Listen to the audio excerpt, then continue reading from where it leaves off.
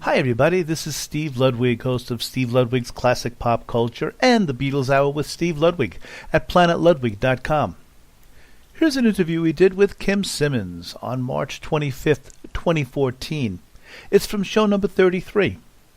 To hear the entire show, check out the menu at planetludwig.com. And now, please enjoy the interview. And Go Into the Delta from the new CD by Kim Simmonds and Savoy Brown, debuting at number 5 on the Billboard Blues charts. One of the great things about having a show like this is me having the opportunity to speak with people I've admired for so many years. Mr. Kim Simmonds, welcome to the show, sir. Oh, thank you very much. I'm glad to be here talking to you. It is my extreme pleasure, really. And everyone, I want to let you know that just go to savoybrown.com. You can get all the information about Mr. Simmonds' new release, Go Into the Delta. Great, great website. You'll want to visit that. And, Kim, I don't know where to begin, but going back, we're celebrating just about 50 years of Savoy Brown next year. Has it seemed like 50 years to you? Well, I'm starting to realize now it's been 50 years, but I always, the longest time I was in denial that I started in 65. I thought I must have been, 66 or maybe even 67. I don't know, I was kidding myself. And then my old road manager said, no, you started in 65. So suddenly the 50 years is on me. And it's actually having a real big effect. I usually with this stuff, I managed to slough it off, but it is a milestone, and is one that's, I'm starting to realize, wow, not many people get here. Well, I mean, that is absolutely the great way to look at it. Many of your contemporaries, unfortunately, are no longer around, and you are, Kim, you are sounding better than ever on this new Go Into the Delta CD. Well, thank you so much. I mean, it's, you can imagine how that makes me feel. It's a lovely compliment, and it's nice that the music is resonating with people. I just wanted to make a record that, an album, that of stuff that I wanted to hear at this particular moment. And it seems that other people wanted to hear this kind of thing too. So, hey, I'm happy. Yeah, well, if I may share some of the reviews with our listeners, listen to this, everyone. Here are a few reviews of the new Go Into the Delta CD by Kim Simmonds, Savoy Brown. This is a new high point in the long and storied history of Savoy Brown. Kim's guitar playing is exceptional, better than ever. This is one of those recordings that can make a man with the blues feel better. It's great to see Kim Simmonds is still going strong. It's got to make you feel good. So many people love this. So many people love this CD, Kim.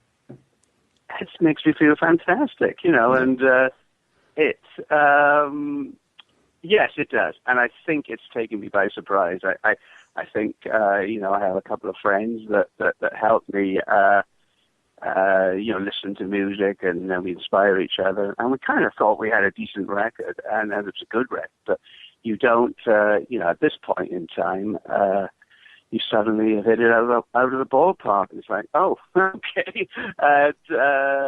I'm relishing it, of course. I'm having a blast and really enjoying it. But, I'm enjoying the attention. Exactly. Oh, and rightly you should. I've always thought of Savoy Brown as an organic band. I mean, you've gone through many changes in the lineups. The lineup that you have now with Pat DeSalvo and Garnet Grimm, you three seem to really, really cook together. Yeah, we've got a great chemistry as people. They came into the band. I think Pat now has been coming up on 5 years, and they both worked on my solo albums. Over the last 20 years, they've done sessions for me, and so we've known each other. And Pat joined a few years ago, and then Garnet, and it was rocky at first, because I was under a lot of stress when they first joined. As a band leader, you are. And, bit by bit, getting to know them, get into, to trust one another. It's, and getting that sort of camaraderie going has really helped me as a person and helped me musically as well. And I think one of the reasons, if you like this album, and I think one of the reasons the band has got an excellent show, people are loving the live show, is the drummer Garnet Grimm. He's a very musical drummer. He's not a heavy hitter. He's very musical. And really, it's the musicians you play with. I think playing with Garnet and Pat, brought out musicality in me again, which is very nice, And and also Garnet's a fan.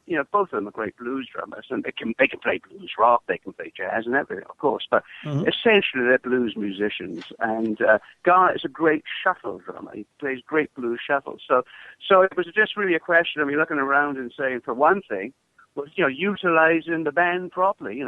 Let's not go in and make a Savoy Brown blues jazz album, because really the strength of the band and the musicians in it lay in the blues. So for this one, I really wanted to target it to bring out the best of everybody, and especially Garnet's great blues drumming, and I think you could hear it on the album.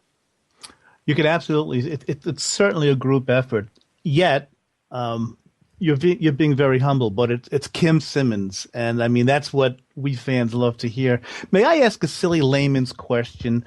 How do you find members for the band? Like, it's a silly question, but do you put ads in the trade papers, just word of mouth, people or does it change?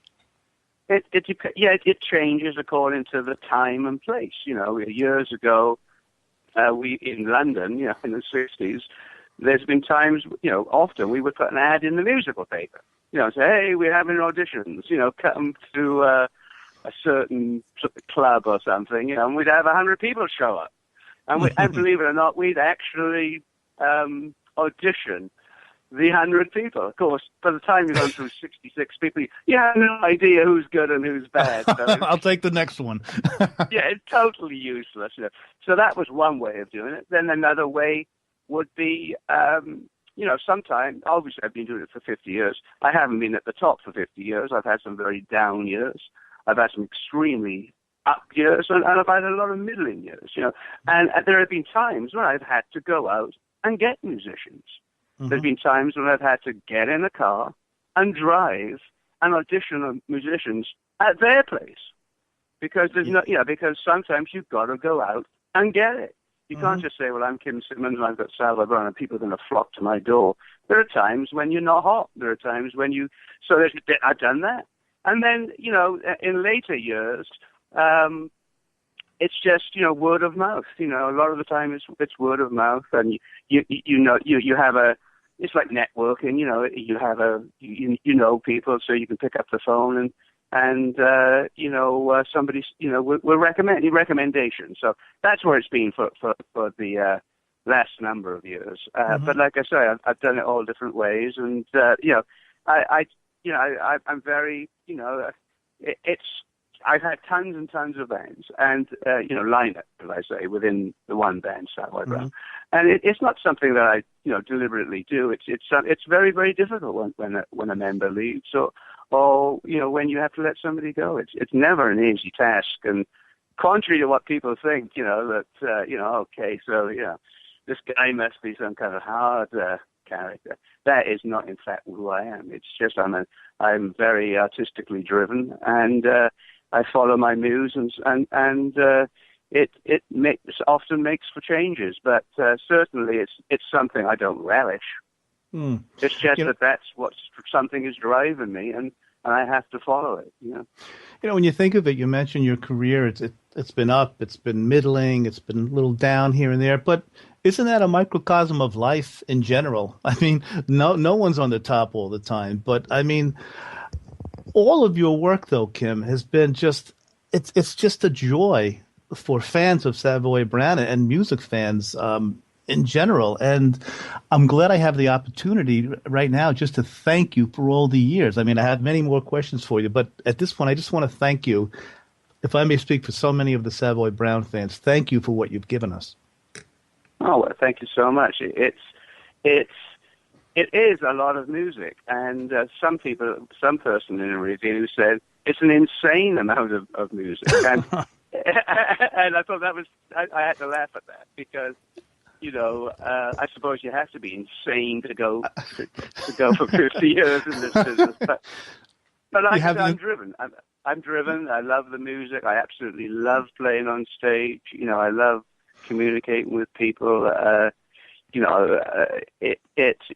Again, I'm not painting myself as some kind of saint here or anything. It's tough, and sometimes it gets to me. But deep down, this is what I love to do. I love playing. I love the music. It's in my soul.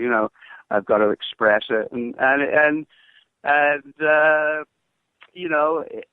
it's turned into a volume of work, which I'm suddenly now, with the 50 years coming, I'm suddenly realizing it started to mean something to me as well now. So.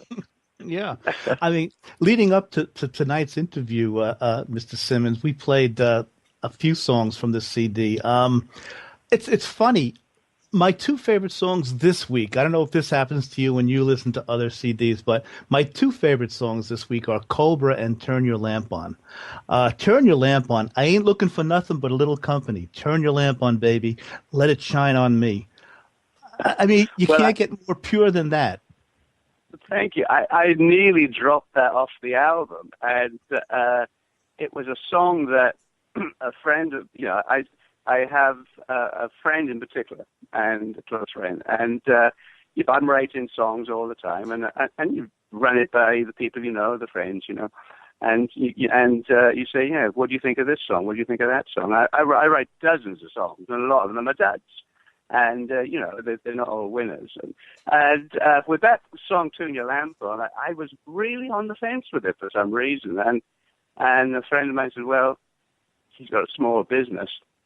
And he put it on his CD player, and some of the employees keep coming up and say, "Who's that? Who's that? I really like that song." And he would say to me, "You got to keep this song on the album." So I'm glad I did. But that was a song that it's interesting that you should pick it out, because I kind of had a sneaky suspicion at the beginning that it was a song that had likability to it, but it wasn't the first song that people were picking on this, since the release. But now you've mentioned it, and I saw somebody else mention it, so maybe it will start coming into into people's consciousness as they listen to the record. Yeah. Is it part of your live show, Kim? This song, "Turn Your Lamp On"? It isn't. That isn't yet. Again, because people have mentioned Going to the Delta. They've mentioned Laura Lee. And more songs great like ones. that. So sure. I've been doing those songs, and it's going to be. But obviously now you've mentioned "Turn Your Lamp On." I read it somewhere else, so that's what I'm going to have to bring into the show, and I think that's going to be the fun of touring and having a new album out, and kind of interesting to see what people want to hear. Yeah. You mentioned Laura Lee too. That started off the CD. You must think a lot of that song itself. Is that generally how you choose the starter of a CD, Kim? You really want a strong song, obviously, starting off the CD. And Laura Lee is great. Thank you. And it changes. It really does change from whatever record whatever album you've got. You don't have to start with a blasted song. A lot of the best albums will start, with a it's kind of draw you into it. I think that the running order of albums is extremely important, and there's an art to putting the running order together. I often listen to albums, and I this is just my opinion, but I have been doing it for 50 years, so I often listen to albums. I respect you. I think most of us respect your opinion, Kim. Okay, I will give it then. I'm going to give you my opinion. And I often think the running order is wrong. Some albums, famous albums now, I'm not talking about just, blues albums. I'm talking about albums by iconic figures, and I prefer playing them from the back to the front. Why is that? I'll often do that, by the way. Like some people, will read a book from the back to the front. It's interesting. Often I will play a CD say it's 12 tracks. I'll play 12. I'll play 12, 11, 10, 9, and I've got to try it. Sometimes it's a better running order. I played albums that I didn't particularly like. I started, as we all do, track one, and about, then, I think in the first three songs, and all of a sudden it's like, oh, this is not too bad. By the time the album ends, I'm like, that's pretty good. Then I'll play it the other way around, and I'll suddenly realize there's a good album here. But the running order was wrong. Isn't that an interesting concept? It really is. Running orders are very important. Anyway, bearing that in mind, it's the same as making a set list up. I've always made the set list up for the band right from the very beginning, and the set list is extremely important to how you set songs up. Anyway, but you can get it wrong, believe me, and I've got it wrong. So I'm not saying no one's infallible, but it is important. And when it came to going to the Delta, I wondered, I must have had 3 or 4 opening tracks, and running orders.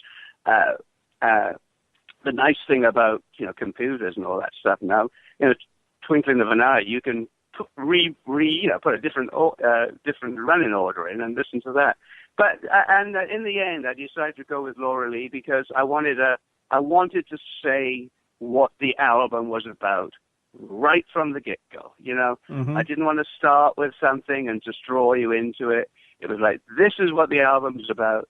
And this is the calling card right up front. Nice 12 bar blues there too, boy. 12-bar blues with energy, shuffle, and this is it. Yeah. I know when I mentioned this to you, I'm preaching to the choir, but isn't it a shame? More people don't get into whole albums anymore. I know that downloading songs is the way of the world now, but oh my gosh, it's a lost art. Like you said, it's so important for running order. I mean, it doesn't seem to be any way around that. Well, I tell you what, I don't know if it's just because I'm a musician, and I don't know if it applies to it, but I think it probably applies to everybody. But the great thing about an album is, and certainly, let me talk as a musician, you can learn a lot. Because when I listen to music, I'm looking for inspiration. Yes, I'm looking to enjoy it. I'm looking to have fun. I'm looking for the music that inspires me. But more than anything, I'm looking to be inspired. I'm thinking, maybe, so I can play like that. If I hear a great guitar player, I want to play the guitar. If I hear a great song, I want to write a great song. So as a musician, you're looking for inspiration. And sometimes the inspiration can come from the worst song on the album, and sometimes you can and sometimes you can learn something about an artist from one of the middling songs. Just because you get an album, you could tell straight away what usually there's 2 or 3 A songs on an album, and we all know what they are. And you say, oh yeah, that's great. But as I say, you can often learn. And even if you're not looking for inspiration, if you can just enjoying it and want to know more about that artist and understand that player, you can sometimes understand them more from the weaker songs, because you can hear that person struggling. Maybe he's missing it slightly, but sometimes you prefer that because you hear somebody that's perhaps not firing on all, cylinders. And so that's the beauty about an album, is that now you're getting, a variety. Some songs work, some songs don't work, some songs are great, and that's an album. Whereas if you just obviously cherry pick and pick the best 2 albums and move on, you're not really, getting what that artist is all about, because it's sometimes in the failure on an album is where you really understand the artist. Boy, what a great point.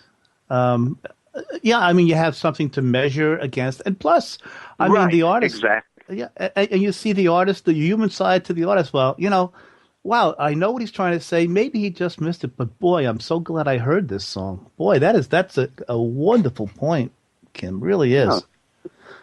Well, it comes from loving the music and listening to it. Yeah, well, is it I know this is probably going to sound wrong the way I'm putting it, but is it an extra headache to be a producer of the album as well? Oh, it's ridiculous. Exactly. At one point, I've got my own studio here, and now that sounds very elaborate, and it's a pretty nice studio actually. But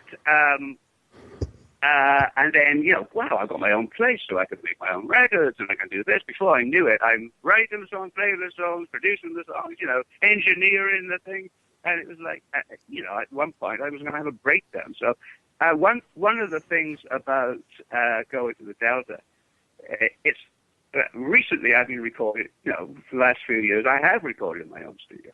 So this going to the Delta, I said, enough of that, I'm done. And I went to a studio close to me, and we just recorded, so I didn't have any of that headache. I wrote the song, I arranged it, and blah, blah, blah, but we used my studio to rehearse it.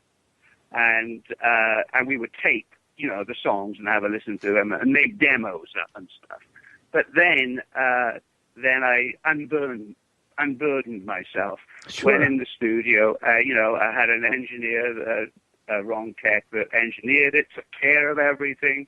All I had to be was the musician and perform. And that's another thing nowadays, that a lot of us, because of the technology, we think, we can do everything. But of course, in the old days, you didn't do everything. Mm-hmm. Everybody had a specific job. And I think an album is better when you have everybody playing a role, because it's not good when you do. It's tough when you do everything. Yeah. May I ask you a couple more questions before we say goodbye, Mr. Simmonds? Mm-hmm. Sure thing. We mentioned producing. How about vocals? Is that a different thing to you? Do you enjoy vocals, or are you content to have someone else sing? Because you do vocals so fantastically on this album. All the songs written by you, and you also produce the album. But how about vocals? Do you like doing vocals? I really do. And mm-hmm. It comes through. That's what I want. The point I want to make. Well, I tell you. Thank you. Something happened. I have my voice. I certainly not. I don't have an operatic voice, and I don't have a voice that you're going to be hearing in the choir. You have a great voice for the blues, sir. You have a great voice for the blues. Thank you so much. And so I kind of got that point to myself, is that I can sing a blues, and so I played to my strength on this album. I have used singers over the years. I enjoy doing that. I enjoy just being the guitar player and helping a singer, helping choose the right keys for the singer. That's really enjoyable, to play that kind of role, which I've done probably as much of that role as I have singing. Now, what's something that interestingly happened for this album is that I'm singing better than ever the last couple of years, and I don't know why. It's like somehow I turned this corner where suddenly there was this quality in my voice that wasn't there before. And, you could hear it. You could hear it on the new album. And I realized it was when I was making the demos that suddenly I had turned the corner, and my voice had a very, had, you could say, improved, had grown in some way. I'm not sure what word you would use. But that really inspired me, realizing was that it gave me great confidence that, hey, my voice is really, in the place I want it to be. So it's all confidence. So when I went in, when we did go into the album, I sang it and played at the same time. You're listening to me just live in the studio. Mm-hmm. I'm not overdubbing. So, and I think that also gave us the album some authenticity. That was the idea, anyway. Yeah. Final thought, and this is a personal note. I absolutely love Savoy Brown's version of "I Can't Get Next to You" from the early '80s, and I think partly why I love it is because it's a great version. But the fact that you took an iconic song by the Temptations, and when we hear it, we know it's "I Can't Get Next to You," but it is all your own. I mean, is that daunting when you take such a well-known song and say, "Okay, I'm gonna put my Kim Simmonds spin on it," because it is one of the classic covers, "I Can't Get Next to You," and I just wanted to let you know that I think it's fantastic. But is it daunting to you to do things like that? I think that's sometimes even with Savoy Brown songs, if I would want to do a Savoy Brown song, somebody wants to hear it. Sometimes it's very, very difficult to do it as it was, because it sometimes doesn't translate. A song you recorded in 72, or 1974, you do it in 2014, and it doesn't quite work. So often there's not. I'll reinvent the song. It'll still be the song, Right. but I'll play in a slightly different way. So people, of course, immediately hear the song. It's a song they like, enjoy it. But in fact, I've reinvented it. Sometimes I'll take a song that was in the major key and I'll put it into the minor key, and I'll do things like that. It's still the same song. I'm not ruining the song, but I'm finding a new way and an interesting way to catch people's ears and bring it into a contemporary form. Well, listeners, we have had the pleasure. It has been an honor to speak with Kim Simmonds, legendary Kim Simmonds of Savoy Brown. Go to savoybrown.com. Mr. Simmonds is on a tour to promote his incredible new CD, Going to the Delta. Like I said, debuted at number 5 on the Billboard Blues charts. Even if you're not a quote-unquote blues fan, this is just music that you just won't stop playing. And Mr. Simmonds, all I can tell you is it's been an honor to speak with you, and you are really one of my musical heroes. And thank you so much. Continued success. And this is certainly one of the greatest CDs you've ever given us. Oh, great. Well, you're making me feel very good. Thank you so much. You make us feel good as well. And again, thank you so much, and good health to you and continued success, sir. Thank you.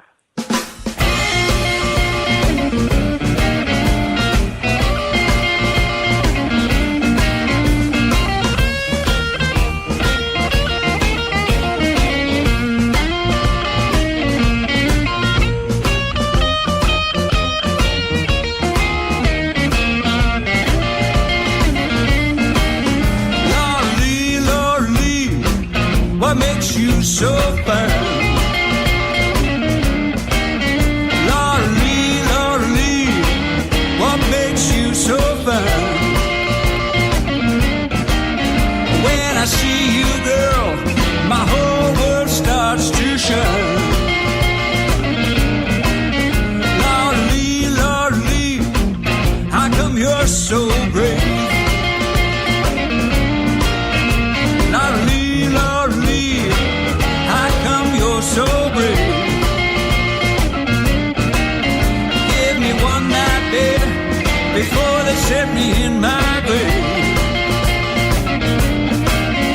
When I close my eyes, I dream of you tonight.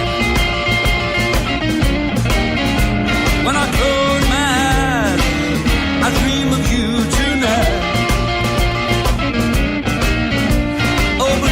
Baby, turn on your green light.